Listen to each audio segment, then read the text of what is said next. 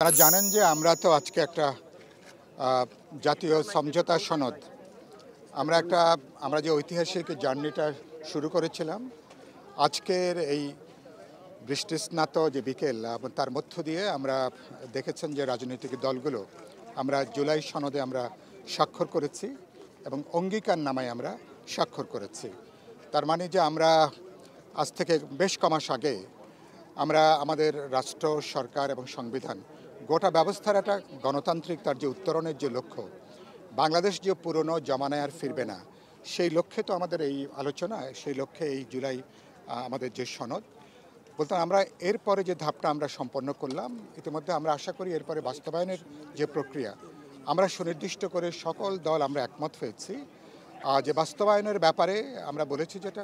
গণভোটের আয়োজন করা যেতে পারে। এবং আপনারা দেখেছেন ঐক্যমত কমিশনে আলোচনা হয়েছে, অধিকাংশ রাজনৈতিক দল তারা একমত হয়েছেন আগামী ফেব্রুয়ারির প্রথম ভাগে যে জাতীয় নির্বাচন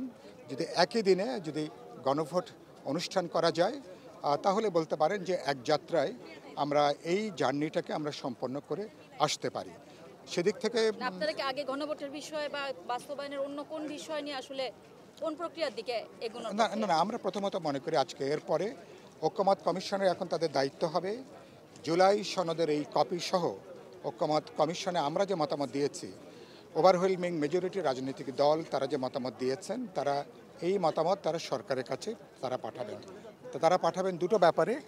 তারা একটা প্রজ্ঞাপন জারি বলি অথবা একটা আদেশ তারা যে জারি করেন, আদেশের মধ্যে তিনটি গুরুত্বপূর্ণ কন্টেন্ট। একটা হচ্ছে যে তারা সেখানে বলবেন